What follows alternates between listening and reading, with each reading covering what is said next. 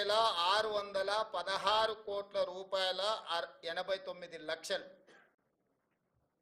ఈరోజు రైతులకు రుణమాఫీ చేసిన చరిత్ర కాంగ్రెస్ పార్టీది. కాంగ్రెస్ ఇచ్చిన 2 లక్షల రూపాయల రుణమాఫీ గ్యారంటీది.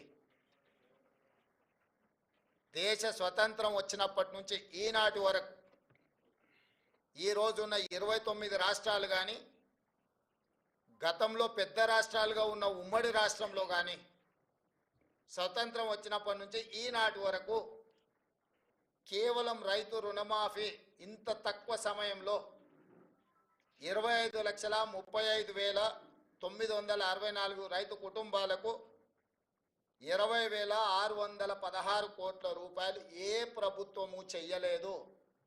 గతంలో మా ప్రభుత్వం కూడా ఇంత పెద్ద ఎత్తున రైతు రుణమాఫీ చెయ్యలేదు. ఈ దేశంలోనే ఇది గొప్ప రికార్డ్. అయినా బీఆర్ఎస్ నాయకులు పదే పదే రైతు రుణమాఫీ గురించి రకరకాలుగా మాట్లాడుతున్నారు. నేను వారు చేసిన వివరాలను ఒకటి పోల్చి చూసుకోవడానికి, పాత్రికేయ మిత్రులు విశ్లేషించడానికి కొన్ని వివరాలు నేను చెప్పదలుచుకున్నాను. 2014లో వాళ్ళు ₹1,00,000 రుణమాఫీ గురించి హామీ ఇచ్చారు. అధికారంలోకి వచ్చిన తర్వాత 4 విడతలుగా రుణమాఫీ చేస్తామన్నారు. 4 విడతలలో బ్యాంకుల్లో జరిగే పెరిగే మిత్తిలను కూడా మేమే కడతామన్నారు. ఆ విడత సరిగ్గా అమలు చేయలేదు. రెండవసారి మళ్ళీ హామీ ఇచ్చారు 2018 ఎన్నికల్లో. 2018 ఎన్నికల్లో కూడా ₹1,00,000 ఏక మొత్తంలో రుణమాఫీ చేస్తామని చెప్పిన ప్రభుత్వం ఆనాడు వాళ్లకు చెయ్యలేదు. చివరికి ఎన్నికలు సమీపించిన సమయంలో ఔటర్ రింగ్ రోడ్డును అమ్మి హడావిడిగా రుణమాఫీ చేసింది ఎంత అంటే వాళ్ళు 21,35,557 మంది రైతులకు 11,909 కోట్ల 31 లక్షల రూపాయలు మాత్రమే రుణమాఫీ చేసిండ్రు. 4.5 సంవత్సరాల తర్వాత వాళ్ళు రుణమాఫీ చేయడం వల్ల ఈ ₹1,00,000 రుణం తెచ్చుకున్న వాళ్లకు ఇందులో వడ్డీ ఎంత పోయిందయ్యా అంటే 8,578 కోట్ల 97 లక్షలు.